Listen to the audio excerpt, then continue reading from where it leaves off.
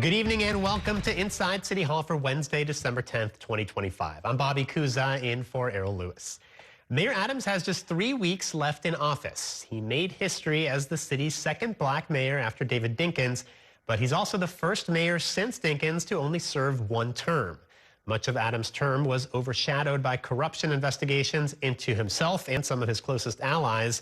But his legacy also includes several achievements. Since taking office, crime has steadily fallen.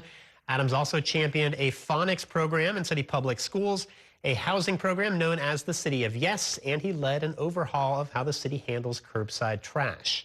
Before leaving office, the mayor sat down for a wide-ranging interview with New York One to reflect on his legacy, his achievements, the upcoming Inauguration Day, and his thoughts on the incoming Mamdani administration, and much more. New York One anchor Shannan Ferry sat down with the mayor earlier today, and she joins me now with tonight's top story. So Shannan, this was sort of an untraditional setting for the interview that you did with the mayor. Yeah, I mean, we asked Mayor Adams when we were doing this interview, can you give us a place that feels emblematic of your legacy and your administration? And the 103rd Precinct is something that he often talks about. If you've listened to Mayor Adams over the years, he talks about the story. He says when he was 15 years old, he was beat up with his brother at this precinct when he was arrested, taken into the basement, and that it was really traumatizing for him. So he often reflects on that story and talks about how that prompted him into a life of public service, joining the NYPD himself, eventually running for public office in a bunch of settings. In fact, it was actually the same place where he held his very first press conference shortly after being sworn in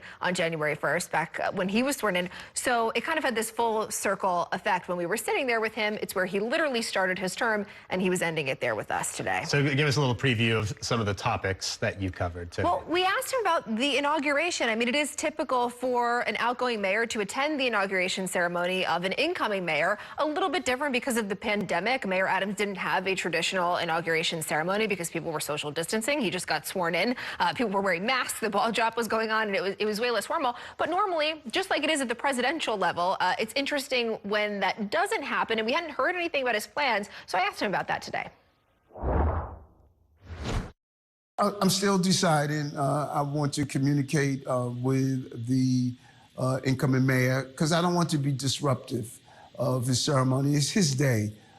I don't want, some people are perpetual protesters. Some people would turn this ceremony into some form of protest. So I want to speak with him to determine if I'm going to attend or not. It would be unusual, right, though, for an outgoing mayor to not attend an incoming mayor's inauguration ceremony. Again, I know you said you're going to talk to him about it, but if he says, come, you will be there? Well, first of all, I'm an unusual mayor. I never said I was. I wasn't. And I didn't say I was not going to come. I said I want to have a conversation with him because I want him to enjoy the day. The mayor can be an enigma at times. Sure. But, this has not been the smoothest handover of power. I mean, the mayor has met with Mamdani, but he's also taken some swipes at him on his way out. Yeah, they've taken some swipes at each other. And honestly, I asked him if they have met again since that in-person December 2nd meeting, which also seemed a little bit later than perhaps usual. But the mayor was also traveling internationally. They have not met since then. They plan to do so. Here's a little bit more of that conversation about the transition and the relationship between the two of them. I think there's a bit of a perception. We talk a lot about perception and reality in regards to crime, but I'm going to talk about it here too. A perception that maybe there isn't the friendliest relationship between you and the incoming mayor. And I know how this is going to sound, but there wasn't a photo posted from the transition meeting. Again, we live in a time of social media and pictures and things. So what do you say about that? Some people think there might be a bit of tension and maybe a reluctance to really work together on this transition. Well, I think that he could only answer what his impression is of me, and I will answer what it is of him. As one person asked me, and I said, out of all the candidates, who would you like to share the elevator with if you were stuck in the elevator? And I said, Zoran. I don't dislike Zoran. I dislike the policies. The policies are dangerous for New York. So pretty candid stuff from the mayor. Another big question that everyone has been asking, and we still don't have a clear answer to, is what his plans are for after December 31st. I mean, he's talked about a lot of things he wants to do, But what did he tell you about his future? Yeah, I asked him, will you ever serve in public life again or ever run for office again? And as politicians often do, he said, never say never. But this is the closest, Bobby, that I ever heard him to saying that kind of that door has shut. Again, said that he would never rule it out, which we often hear. But he said, you just need to know when it is your time. And I'm paraphrasing, but he's been doing this for 40 years. He said he's looking forward to, a different lifestyle. In fact, I said, some of these opportunities that you're getting that we don't know what they are, would you prefer to have those opportunities or a second term at mayor? And he said, it's interesting. People will come up to me and say, I'm so sorry that you're not getting a second term, but I don't have to work these long days anymore. I don't have to be criticized by everybody. I don't have to have the hardest job in the city anymore. So it sounds like he's looking forward to this next era. Again, to be announced. We don't know exactly what that entails, but he has expressed plenty of interest in the private sector.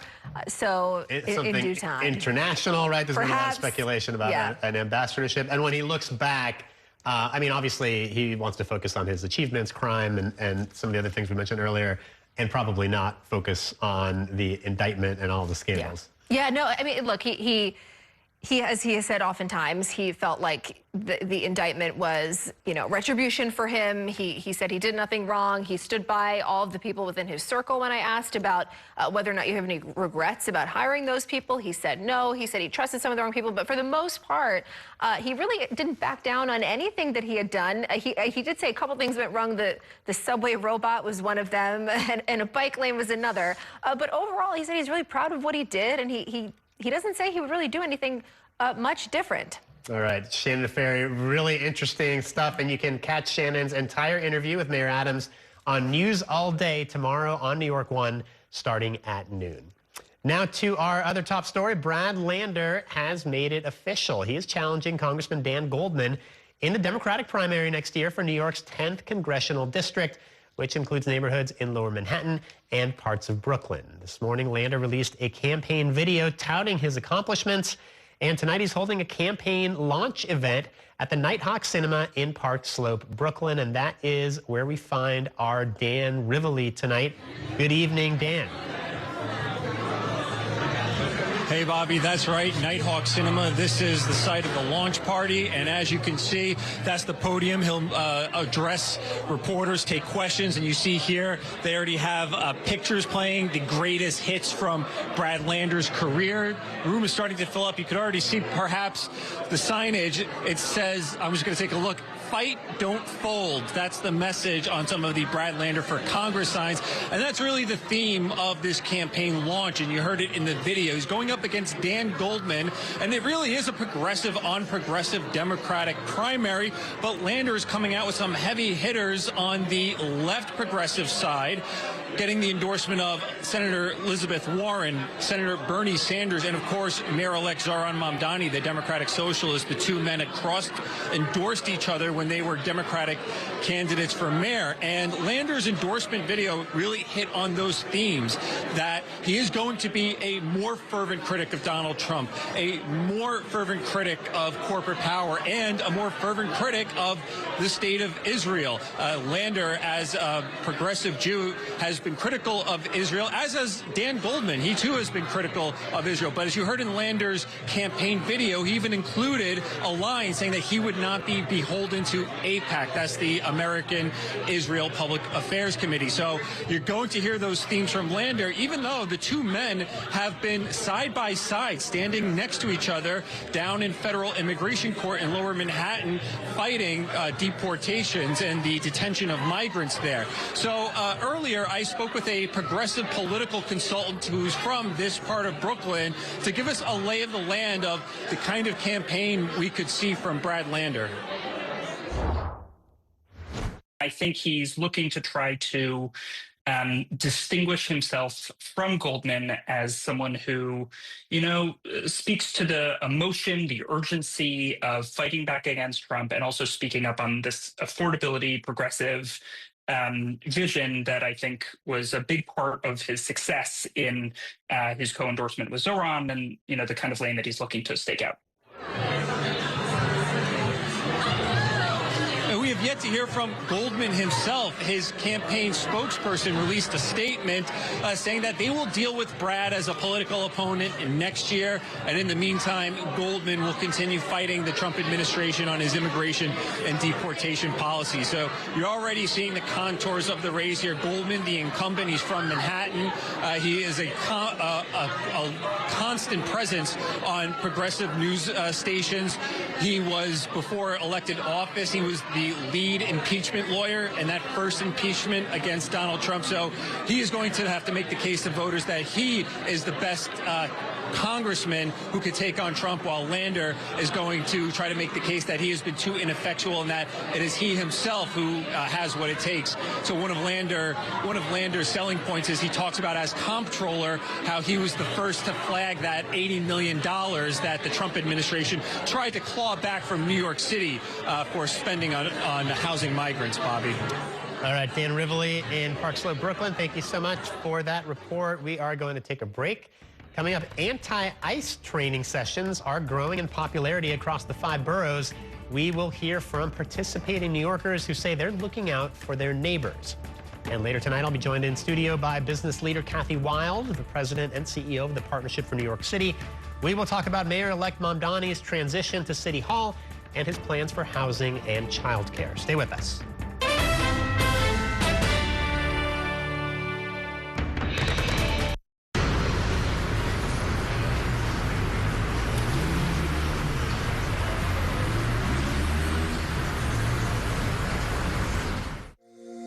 Every day tells a new story. At Mornings on One, we're dedicated to bringing you the stories that matter most to start your day, with in-depth coverage of the day's news. I'm Pat Kernan. Here are the stories we're following. And weather updates every 10 minutes. Tomorrow, some morning sunshine possible. Clouds take over. It's our responsibility to get you the information you need before you head out the door. Mornings on One. Weekdays starting at 6 on the Spectrum News app. Free for Spectrum and Xfinity customers. Spectrum TV, isn't that only live TV? No, it's only all my favorite streaming apps with live TV. Okay. It's only all included at no extra cost. And that's the magic of math. Will this be on the test? Sure. Why not? It's only one simple payment for all our TV. We gotta simplify and win. Winning is equally important. If not, more so. Yeah! Only Spectrum TV, fixed TV. I'm Sandra, this is Jorge, and we were adopted in 2019. I remember when they first came to us, Michael was already a teenager. The whole cliche of, they're so lucky to have you guys, and it's the other way around. They have changed our family for the better. They chose to love us. They didn't have to. They chose us. Family. Learn about adopting a teen from foster care. You can't imagine the reward. Visit adoptuskids.org. And that's a look at some of what's in the papers this morning. You done with the sports section? Today's story is about the latest chapter for a beloved local business. It's a beautiful day with temperatures in the 60s, but showers are expected in the next hour. In a city that's always on the go, it's important to stop to hear the stories that connect us. The news that matters to New Yorkers. That's what brings us together.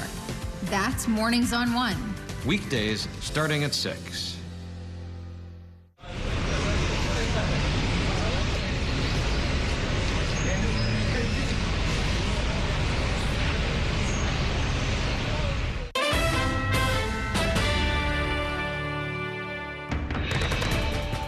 Welcome back to Inside City Hall. A coalition of immigrant advocates is training everyday New Yorkers on how to respond to ICE agents in their neighborhoods. Our Kelly Mena attended a training session, and she joins me now with more on that story. Good evening, Kelly. Good evening, Bobby. And as these local New York City residents see ICE agents and their activity across the city, they're looking for ways to get involved and support their neighbors. Shame on you! Shame on you! Those are the chants of New Yorkers ready to respond against immigration and customs enforcement activity in the city. On Saturday, 1,300 of them packed into a church in Brooklyn to learn how to protect their immigrant neighbors and themselves from ICE. I think this level of urgency where this could happen to me, this could happen to my friend, this could happen to my family member has gotten really, really real. And so I think that's why we're seeing so many New Yorkers come out and say, I want to do something. Halen Choi, the co-leader of Hands Off NYC, said the anti-ICE trainings are growing in popularity. With images of ICE agents breaking down doors and aggressive enforcement of vendors, some New Yorkers say they feel compelled to jump into action. We really want to make it as low barrier entry as possible because we know that if people have the opportunity to do something, they want to do it, and we want to make it as easy as possible. Breaking off into groups based on their neighborhoods and boroughs, attendees were able to get first-hand knowledge on what to do if they spot or suspect ICE activity in their community.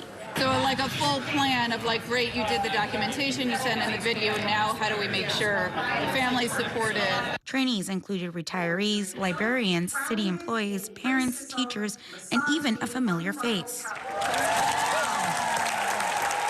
New York One has reached out to the Department of Homeland Security about the trainings and the possible risks New Yorkers take on by responding to federal enforcement action and has not heard back.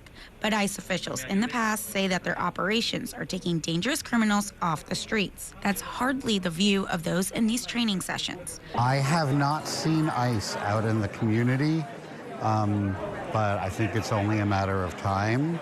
And I want to be ready. I want to help my neighbors to be ready. For me personally, I don't know if I'm going to use any of this today or tomorrow. I actually sort of hope not, but I'm really, really glad to get the information so that if a situation comes up, I have it. Others plan to use the training to help in emergency situations. We've been interested in what to do, but we didn't have enough direction or didn't want to do something ourselves and then doing something that would actually endanger people instead of help them.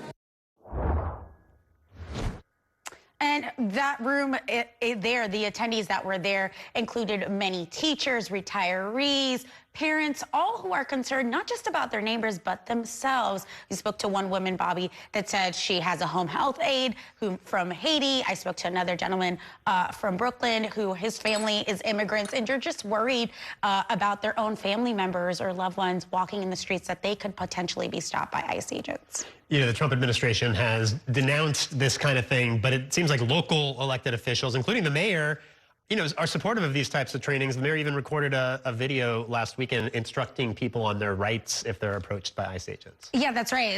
The mayor-elect, there's a lot of these, I guess, know your rights trainings happening throughout the city because they want immigrant communities to know that they do have a voice when ICE agents approach them, that there is a step-by-step process that they should be taking and that they can't just approach them out of nowhere and kind of detain them or arrest them and take them to a detention facility. I'm sure that these are going to continue as we see the months progress and as the Trump administration could potentially step up enforcement here in the city, knowing that the mayor-elect Zohran Mamdani is going to take the helm on the 1st of the year. All right, Kelly Mena, thank you so much for that report. In other news, 13 alleged gang members were charged today in a sprawling Manhattan indictment. Prosecutors claim the OY gang brought terror to central Harlem last year. District Attorney Alvin Bragg says the gang's takedown is part of a larger effort to make Manhattan safer. Our Ayanna Harry spent the day in court, and she joins me now with more. Good evening, Ayanna. Bobby, Manhattan prosecutors say these 13 gang members are responsible for 12 shootings, a courthouse slashing, and the death of an innocent 16-year-old student. DA Bragg said callous doesn't even begin to describe their alleged conduct. This brazen violence occurred in the middle of our streets. They're known as the OY gang. Prosecutors say they terrorized both rival gang members in Harlem as well as innocent bystanders, including 16-year-old Treshawn Clements. Manhattan District Attorney Alvin Bragg described the teen's fatal assault. They approached him to rob him, surrounded him, punched him. He was in a coma and later died. Wednesday, 13 OY gang members were indicted, charged with a total of 66 counts, ranging from attempted murder to criminal possession of a weapon. 2 defendants appeared in court. Zakaria Kamara is accused of hiding and waiting in gang rival territory as a fellow OY member fired shots. And prosecutors say DeAndre Murray was present during the fatal attack on Treshawn Clements and was arrested with a loaded gun. Both men pleaded not guilty to the charges against them. The violence even came to this very location. And 3 OY members are accused of carrying out a brazen attack last January, smuggling scalpels into the Manhattan criminal courthouse, then following and slashing 2 rivals. Gang members are thought to be behind 1 homicide and 9 shootings. DA Bragg said the takedown of OY is part of an ongoing effort to create a safer Manhattan. Homicides are down 34% year-to-date in Manhattan. Shootings are down 37%. If you take a step back to 2021, homicides are down almost 50%. And Bobby Bragg said the gang members seemed to relish in their attacks, bragging on social media, also bragging in a music video posted to YouTube.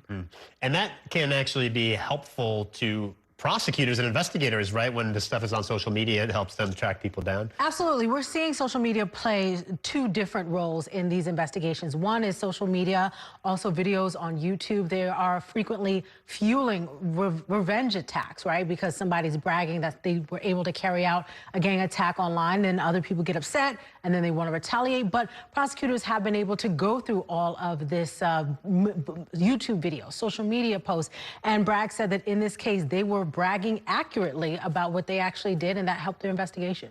And, you know, Bragg is alluding to the fact that crime is down. I mean, do we have evidence that these kinds of gang takedowns are actually contributing to a decline in crime and in shootings? Well, Alvin Bragg is saying, look, these people are responsible for 12 shootings, and now they are off the streets. I will note only 2 of them were in court. That's because some of them were previously picked up on other charges recently, so some of them are already in jail. So, you know, he's also working on the other side of violence prevention, which is investing in the community and providing anti-gun violence initiatives to try and prevent young people from getting in trouble. But for those who do, they are taking these steps and taking down these gangs. All right, Ayanna Harry, thank you so much for that report. It is time now for a break. Coming up, the Trump administration is ending a federal student loan forgiveness program. We will tell you what that means for New Yorkers next.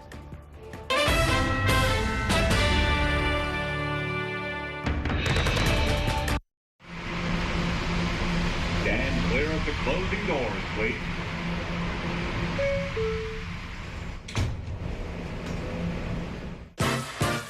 There's nothing quite like the feeling of going to the theater. Onstage celebrates that excitement every week by taking you behind the scenes with the latest news and in-depth interviews of the hottest shows on and off Broadway. So grab a seat, because this is a show you won't want to miss. Join us every Saturday and Sunday at 7:30 p.m. for Onstage. Onstage is presented by your Tri-State Cadillac dealers. Discover which Cadillac is right for you and elevate your journey. It's only a hike. It's only made possible by Spectrum Business connecting healthcare providers of all sizes. Like hospitals relying on the Spectrum Fiber broadband network with industry-leading reliability. Practices keeping patient data safe with advanced security. Pharmacies accessing records in the cloud without fail. It's tailored connectivity solutions built for life-changing moments. It's only a hike. It's only everything. Spectrum Business.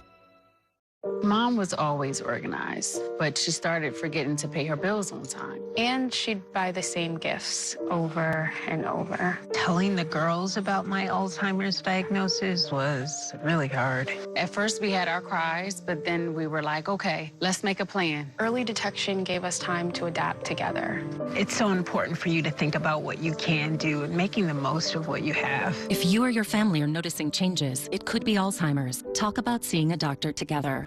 From my time growing up in Queens watching New York One to my time reporting here, I've seen how quickly a story can change. At News All Day, we bring you the news as it's happening, from around the boroughs to local government to your neighborhood, because our city never stops moving. Hi, I'm Shannan Ferry with the day's developing stories. But first, stay up to date and informed with News All Day, weekdays from noon to 4.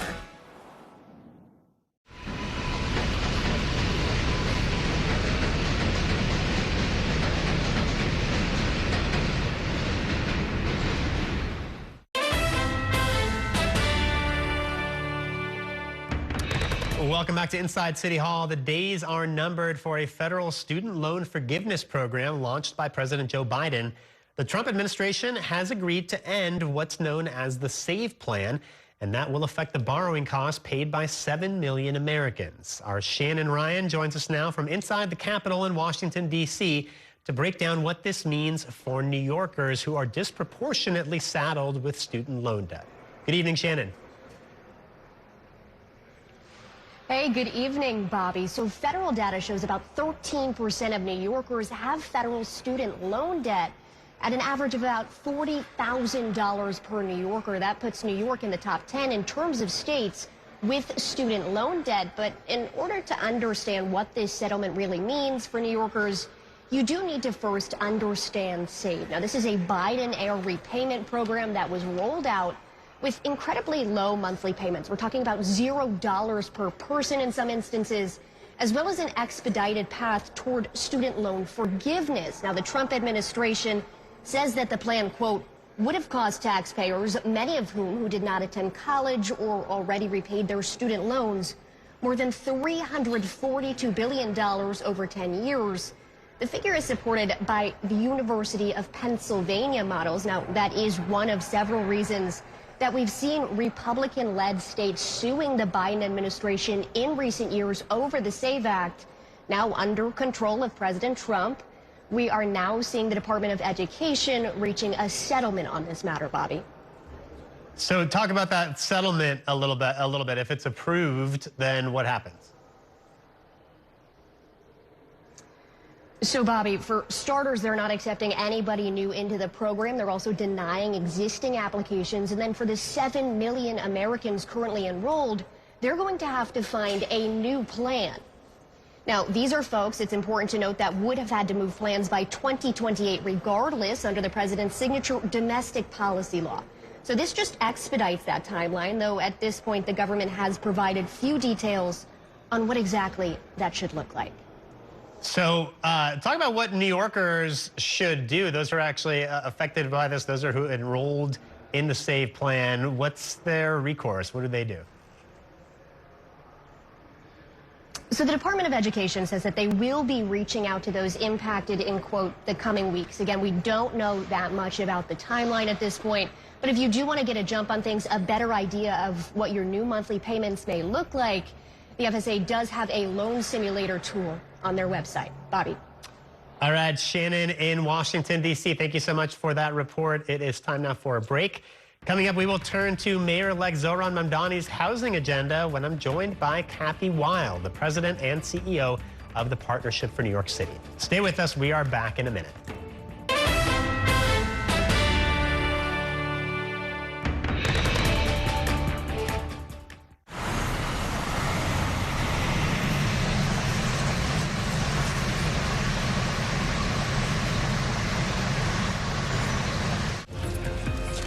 My time at New York One has shown me that in the city that never sleeps, the news never stops. So as the day winds down, turn to the rush hour. Good afternoon, I'm Monica Perkins. To catch up on the stories that matter across the 5 boroughs, with in-depth interviews from the city's newsmakers, plus the latest forecast. Catching you up with today, preparing you for tomorrow. Right here on the Rush Hour. Weekdays from 4 to 7 p.m. It's only a slice. It's only made possible by Spectrum, connecting businesses of all sizes, like small businesses, instantly serving up orders and inventory on the Spectrum fiber broadband network. And factories, seamlessly connecting to farmers in the field with tailored solutions that always deliver. It's only a slice. It's only everything. Get your business free fiber-powered internet forever. Call to find out how. I'm Chris Jakimick. I served in the United States Air Force and I deployed 3 times. So in 2017, I was serving as an Air Force First Sergeant. Our motto in that role is my job is people, everyone is my business. But unfortunately in that year, I would lose my own brother, Lance Corporal Adam Jakimick, to suicide. The majority of veteran suicides are from guns. I store my weapons securely, not only for myself, but for my family. My service never stops. At Spectrum Noticias, we recognize that our New York City community is vibrant and diverse. Spectrum Noticias delivers balanced coverage of the stories that matter in our communities and across the country. Our journalists are based in the neighborhoods we cover, ensuring you get in-depth reporting on what's happening in the places we call home. So join us at Spectrum Noticias. We're always on, always there for you. Now available on your TV. Check your local listings. Also available on the Spectrum News app.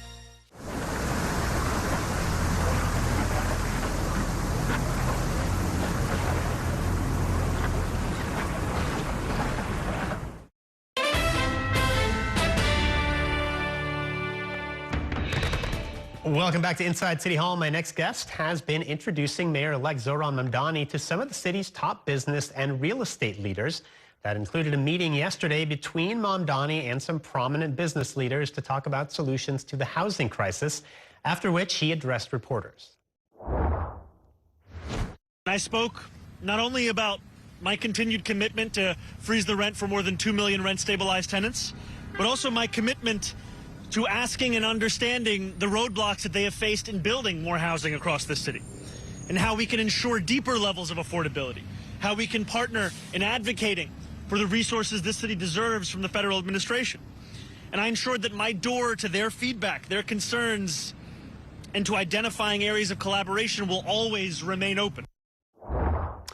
And I'm now joined by Kathy Wild, who helped broker that meeting. She is the president and CEO of the Partnership for New York City, an influential coalition of some of the city's top businesses. Welcome back to the program. Thank you for joining us. Thank you, Bobby. So tell me about this meeting yesterday. You know, I wonder when you get Zohran Mamdani in the same room with some of these business and real estate leaders, how does that conversation go? Well, throughout the campaign, actually, we orchestrated a number of meetings with Zohran Mamdani and the mayor-elect. And those meetings generally, I think, go very well. He is, one, a good listener. Two, he is able to communicate in a very substantive way, much more than most politicians, frankly. He knows the facts, he listens, and he has increasingly evolved. And so business leaders are hearing from him. Yesterday's meeting was on housing, and they were hearing his interest in removing barriers to creating housing, in working collaboratively with the banks to figure out how to finance housing in creative ways. So, and talking about when he talked about freeze the rent, it's, I understand we have to reform property taxes and reduce impositions. We have to look at insurance reform. So it's actually a very substantive conversation, not a political conversation, and they like it. And this came just a few days after Mamdani said something that caused a lot of negative attention, which was the fact that he's not going to continue these police sweeps of homeless encampments, which obviously raised quality of life concerns among some people. Was that something that came up yesterday? Well, it came up before the meeting because I reached out and said, you know, what do you mean we're going to have encampments? Because I was getting calls, is this going to be Los Angeles or Portland, and what are we doing? And no, it was kind of an unfinished sentence. In other words, he was talking about he wasn't going to proceed with the policies that way they are now.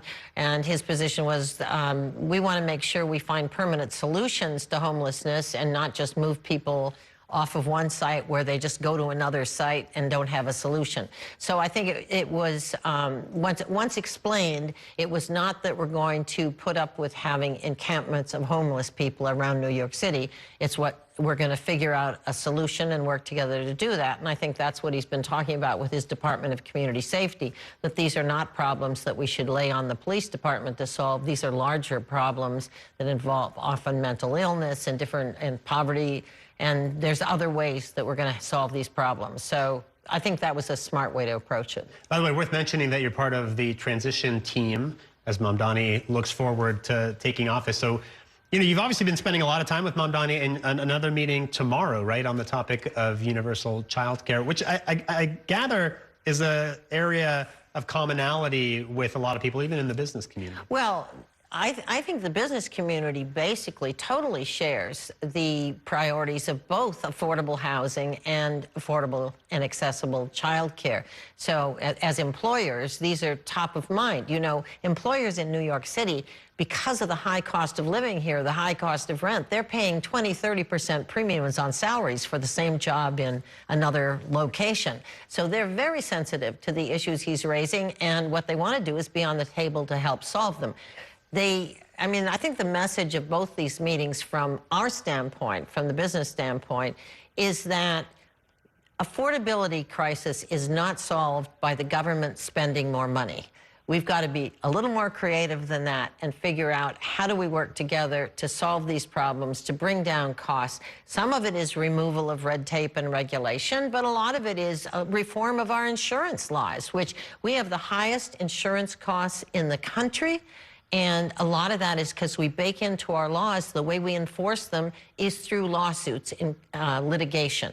And the cost of litigation, the large settlements and claims that come out of our courts, we're #1 in the country. It used to be Florida. And in 2023, Florida reformed their laws. In car insurance, they got rid of no-fault insurance, which is kind of a game where everybody plays because you, regardless of whose fault it is, you get at least $50,000 in New York. So Florida has shown this year, Florida's car insurance companies, the top company, gave back $1 billion in rebates to its customers because so much happened after the reforms that they were able to repay. So this is, you know, save money, bring down the cost of insurance. So there are ways. Insurance is a huge cost for housing. It's a major issue for daycare centers.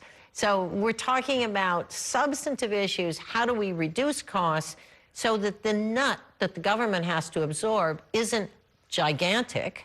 You narrow it down. What are employers doing already? Tomorrow we're going to talk about childcare. What employers are doing already. Many employers are already providing subsidized childcare. I mean, it sounds like, when you talk, it sounds like there's a lot of agreement with the private sector. I'm curious, when you talk to business leaders, and I know you do a lot of that, I remember a few months ago you said there was a feeling of terror among those in the business community about a Mamdani mayoralty. What do you hear now? What do people say? So the terror was the night after the primary. I was quoted in the Times the next morning. They said, what's the reaction to the primary victory? And I said, terror. They were terrified because basically all they had heard was negative campaigning against Mamdani, the socialist, et cetera, et cetera. No experience, no this, no that.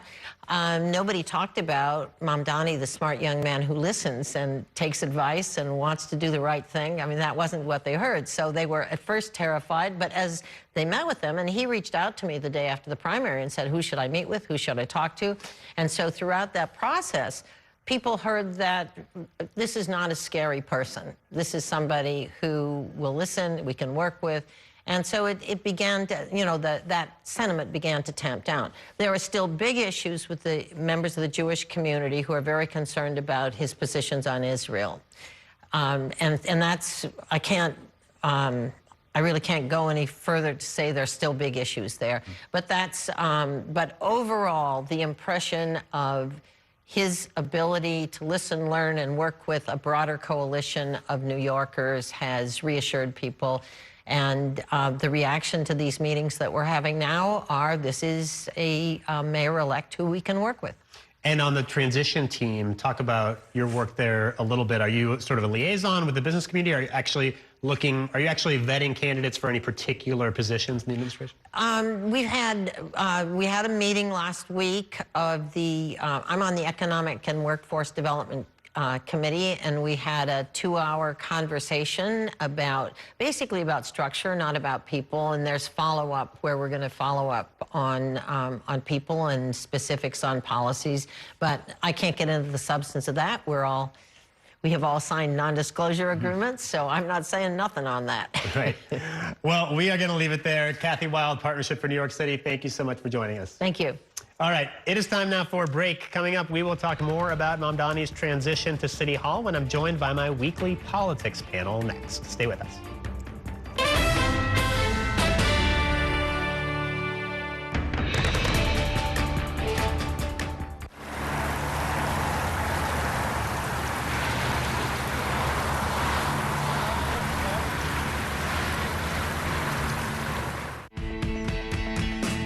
In Focus with Cheryl Wills. A weekly show discussing decisions and potential solutions for issues making an impact in your community and your city. If it's important to New Yorkers, then it's being talked about here. In Focus with Cheryl Wills. Sunday mornings at 10:30 on New York One.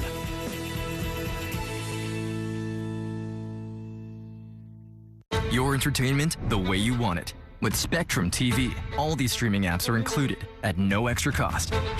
So you can watch anything. Movies, series, sports, reality, news. Here's a look at today's top stories. Exclusive originals. We await your orders. And even more of your favorites with live TV. Stream across your devices and enjoy anywhere. See you later. Get it all with Spectrum TV. I'm an ex-drug dealer, and I'll be your sub today.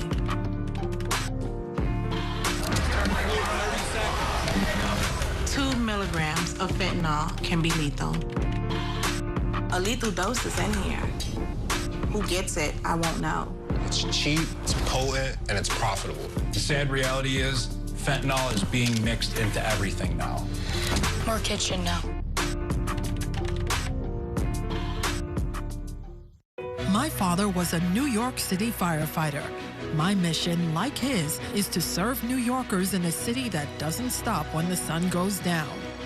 Being with New York One since the beginning, I'm now honored to join you even earlier each weeknight. Starting at 8 with New York Tonight, we'll explore the latest news developments, followed by New York One at 10 to wrap up your day. So join me each weeknight starting at 8 right here on New York One.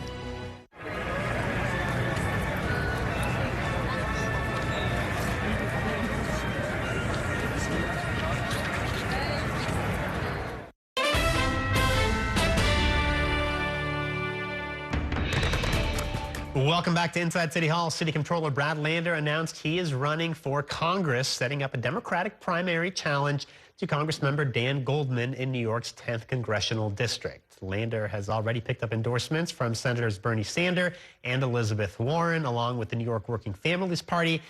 And joining me now to talk about all of this is my weekly politics panel. Laura Namias is a senior reporter covering city and state politics at Bloomberg News. And joining us as he does every Wednesday is New York One political commentator Gerson Barrera. Thank you both for joining us. So the big news of the last couple of days is Brad Lander. I know Gerson has strong feelings on this, but Laura, let me get your thoughts first, including starting with the fact that as of just a few months ago, we all thought Brad Lander was going to be in a very different place, possibly with a prominent role in the Mamdani administration, and that has not come to pass. I mean, I think according to a lot of the reporting, Brad Lander thought that he would have a prominent role in the Mamdani administration, and there's been some reporting to suggest that this sort of endorsement that he received from Mamdani and implicit support for him to run against Goldman is a consolation prize in exchange for not getting to be at City Hall, where there was some concern, according to some of our reporting, that he would have overshadowed in some ways the younger man who was actually the mayor. It's interesting. I'm curious to see what any future polling is going to show. There's been some polling that was done in September that showed Lander had a good shot against Goldman, with like no other information included. But I'm really curious to see what voters think of this quick pivot away from wanting to be the mayor, wanting to be in the administration, and now suddenly he wants to be in Congress. And what, if anything, are the substantive policy differences between him and Dan Goldman? It doesn't seem like there are that many of them, actually. I find it an insult to the people of the Congressional District, the 10th Congressional District, because here you have a person who elbowed his way in. Remember all that field of candidates in that primary Dan Goldman won it, or he bought it as we're having. He's turned out to be a pretty decent representative in Congress for these times. He's sane. He's got this, you know, kind of perspective. I don't agree with everything he says, but Brad Lander, this is a guy who will try anything. Dog catcher is next for him because nobody wants him. I mean, Mamdani doesn't want him. You got to realize that it wasn't just deputy mayor. He wanted to be any deputy. You know, any mayor, he's not even getting a commissionership. That's how bad this guy is. And this is a guy who actually they brokered. They were the leading candidates. They cross-endorsed each other in order to do not, you know, rank Cuomo. And nobody wants him. I don't think he was an effective comptroller. I think he picked up New Yorker's pocket. I think he's a clown. I think he's just not he's not a serious person. I don't think he's whining all the time. The commercials, you know, what is it, Mr. Rogers? I don't even look at them because I think he's so silly. I think it's an insult to the people of the 10th Congressional District. And by the way, to the mayor, shame on you, Zoran. I don't think you should be weighing on this. Take care of building your administration. Stay away from endorsing anyone. Well, and I was about to say, I mean, you might have thought that Mamdani would endorse the DSA candidate in the race, who was Alexa Aviles, who never, you know, didn't actually formally announce she was running, but she was the DSA candidate. Now she's pulling back and not running to make way for Lander. I mean, it's really interesting politics on the left, and also Mamdani kind of throwing his weight around already. Yeah, a little bit. I mean, the one poll, serious poll that I did see from back in September, done by Data for Progress, showed Lander with a better shot against Goldman than Aviles. But there has also been all of this reporting about the fact that there was some implicit understanding between Lander and Mamdani that you're not going to get to work with me, but I will help you out in this other way. Lander will be out of a job come January 1st because he gambled it all on the ability to become mayor and then gambled it all on the ability to be in the Mamdani administration, and now he needs something. He needs something to run for. Yes. Laura, now that you brought that up, but just quickly, a qualified person happens to be una mujer, Latina, and he can't see it fit. He's so liberal, he's so leftist, he's so progressive with the backing of the DSA, who actually, you know, he's looking for endorsement also. They backed her, but she's got to get out of the way because he wants a job. Go for private sector. Have some respect for women and qualified women from the city council. I'm so upset at him. I don't like him anyway. I think he's a clown, but he's a sexist also. This is really misogyny at its worst. Let's talk more about Mamdani and his transition. First of all, he got a lot of attention last week when he announced he would no longer carry out these NYPD sweeps of homeless encampments, which became sort of a multi-day story and has kind of dominated news of his transition. I mean, he also hasn't really announced a lot of appointments outside of a handful, really. So I don't know. What's your take on how things have been going with the Mamdani transition? You know, I think they're really hunkered down right now, trying to make sure that when they start on day one, that they are ready to manage whatever crisis comes their way. There could be a snowstorm on day one. Someone could get pushed off of the subway platform and killed. A massive fire. We've seen all of those in the most recent mayoral transitions. And he got tens of thousands of applications for just like random jobs because they opened up this window portal to try and get people to come work for him. So there's a tremendous amount of governance work that they still have to do to get themselves in shape to be ready to go on day one. And I think that they've really been focusing on that. And I think it's hard to find people and vet people who are going to be impervious to outside criticism, and you know everyone is going to be looking. They're looking for cracks in what has so far been this improbably successful rise to become mayor, and everyone's background is going to be incredibly scrutinized. I like the fact that he's told people, 179 or 172, whatever the figure is, you're not staying in this administration, you can reapply, don't hire them. They go back to Bill de Blasio or other mayors, get your own team. What I'm expecting from, and I'm seeing that, is bringing sangre nueva, new blood, new ways of looking at things, you know, following what you were promising people. I don't know if he's going to screw up or not. We'll wait till, you know, the first 100 days and see what, let's give him a break. I like the flow, but he's got to deliver on that flow if he's really going to hire young people or old people. New blood, sangre nueva, Zoran, sangre nueva. Let it flow, man. You can't keep the same people and expecting other results, man. I know you know that. He said a couple weeks ago he is going to run a very different city hall. So let's take a quick break. I will have a lot more to talk about with my panel in just 2 minutes. Stay with us.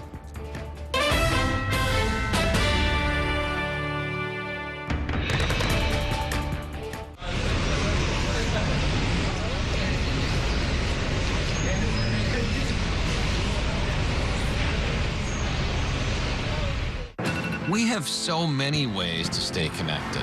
A single touch can bring us closer to the families we love, the friends we know, and the city we share. And Spectrum helps us keep connected throughout the day, every day. Including more ways to watch New York One as a Spectrum Internet customer. Watch Spectrum News New York One on the Spectrum News app, available on all your favorite devices.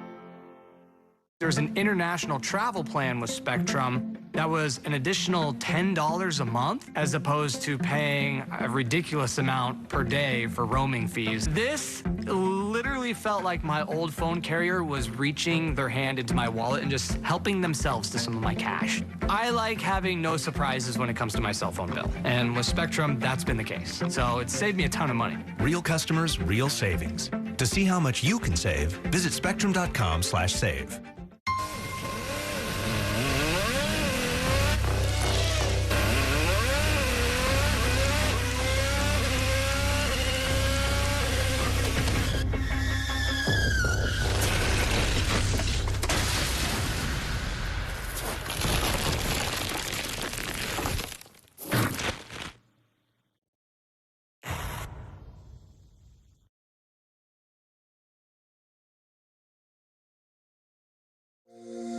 Every day tells a new story. At Mornings on One, we're dedicated to bringing you the stories that matter most to start your day. With in-depth coverage of the day's news. I'm Pat Kernan. Here are the stories we're following. And weather updates every 10 minutes. Tomorrow, some morning sunshine possible. Clouds take over. It's our responsibility to get you the information you need before you head out the door. Mornings on One. Weekdays starting at 6 on the Spectrum News app. Free for Spectrum and Xfinity customers. Stand clear of the closing doors, please.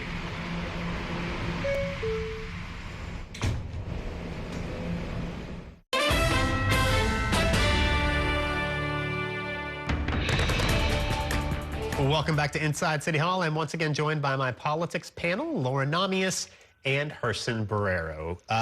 Let's talk about the governor's race. Bruce Blakeman, Republican from Long Island, Nassau County executive, announced this week he is throwing his hat in the race. He's running against the Republican Congresswoman Elise Stefanik in a Republican primary next year. I don't know if a lot of people here in the city and our viewers find this all that interesting, but I mean, it does really throw a wrench into the governor's race next year, right? Yeah, I mean, at what point will Elise Stefanik start to say, you know, when am I going to get my just reward for being so loyal to Donald Trump? At that meeting with Mamdani a couple of weeks ago, Trump broke faith with her there, standing next to this person who she has vowed to campaign against, painting Kathy Hochul as tied to Mamdani for endorsement of him, and his inability, Trump's inability to pick a side in this contest it's potentially really damaging to her. She will have to spend money in a primary to fight Bruce Blakeman.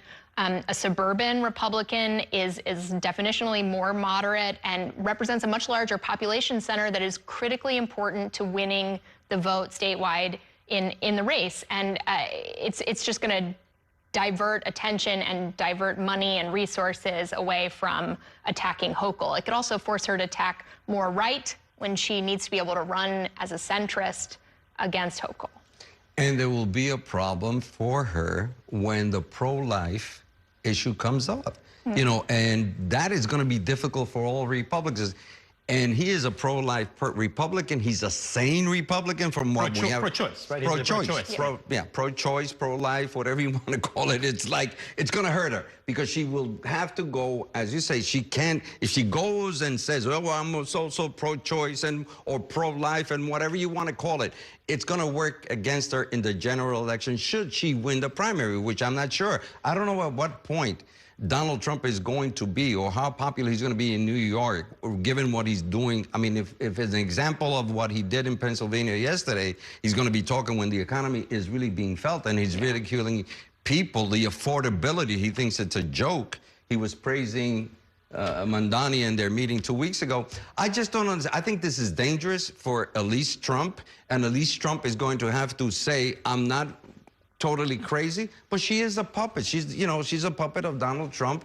And I don't know if she can find her place in the Republican lane that she needs so much. She's definitely not going to get the vote from, you know, downstate. So she needs to work those particular areas. And Blakeman is strong up there. He is. And I mean, to your point, Laura, she has been launching these vicious attacks, Stefanik, at Kathy Hochul, like for weeks now. Yes. And then now all of a sudden she's got to totally pivot and train her attacks on Bruce Blakeman. Yeah. So, I mean, it's totally going to divert her attention for months. And it's going to be a very different race than what we were kind of counting on for the next several months. And she needs to be able to fundraise, and she's shown herself to be a really effective fundraiser, but we're now talking about like splitting the pool of potential Republican donors who are maybe wondering, who am I going to give to? Who's going to be the person who will anger Donald Trump if I give to them? It could freeze the fundraising. It could paralyze it. It could hurt her there. Meanwhile, Kathy Hochul already has a massive war chest to play with. She has a less serious primary challenger who's less well known, and she can just sort of glide path in Rose Garden for the next few months. And it also doesn't seem like her affiliation with Mamdani is going to hurt her. Let me talk. Let's in the last couple minutes, let's talk about Mayor Eric Adams, who maybe some people have forgotten about, but he is on his way out the door. Not soon enough. Not soon enough. He's been taking these shots at Mamdani. I mean, last week he put out this video that was sort of a rebuke of Mamdani because of the homeless sweeps. You know, his deputy, Randy Master, put out this letter this week slamming Mamdani. It's a very non-traditional transition that we're seeing as he leaves office. Did you expect anything else from, I mean, this is a guy who just wasn't up to being the mayor of New York City. He had a different, remember, I can still remember, it echoes in my head how stupid his statement was. Or when does the hard part begin? Do you all remember that, New Yorkers? When does the real job begin? I mean, and he's a failure. So why even listen to the fact? And Zoran is too busy. He won decisively with a record number of New Yorkers being interested. If there's one thing that happened with Cuomo and him, was that they got the people out to put interest again in participating in the process. So I don't know what Eric is a has-been. He's gone. Adios. Get out. Leave before. Does he have vacation time accrued? Can we give it to him? All right, guys, we are going to have to leave it there. Laura Namias, Herson Barrero, thank you guys so much for joining us tonight. And that is going to do it for tonight's show. Thanks for watching, everybody, and have a great evening. We will see you the next time on Inside City Hall.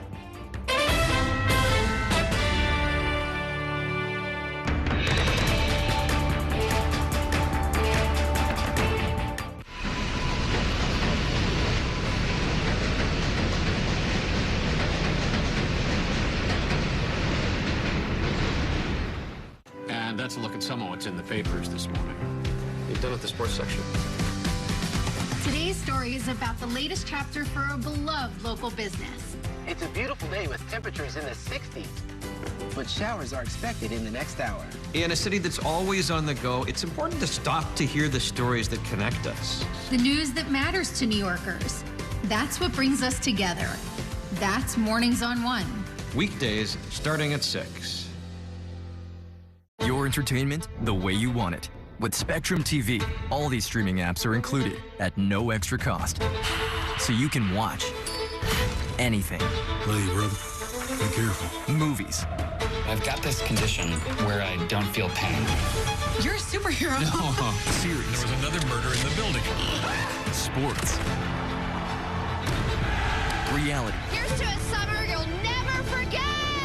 News. Here's a look at today's top story. Exclusive originals. We await your orders. Even more of your favorites with live TV. Welcome into First Take. Stream across your devices and watch anywhere. At home or out and about. It's the entertainment experience you've been waiting for. Streaming apps included at no extra cost. What's got that, pal? Get a good look. With live TV and on demand. All together, all in one place for you to enjoy. It's whatever kind of adventure we want it to be. Get it all with Spectrum TV. There's nothing quite like the feeling of going to the theater. Onstage celebrates that excitement every week by taking you behind the scenes with the latest news and in-depth interviews of the hottest shows on and off Broadway. So grab a seat, because this is a show you won't want to miss. Join us every Saturday and Sunday at 7:30 p.m.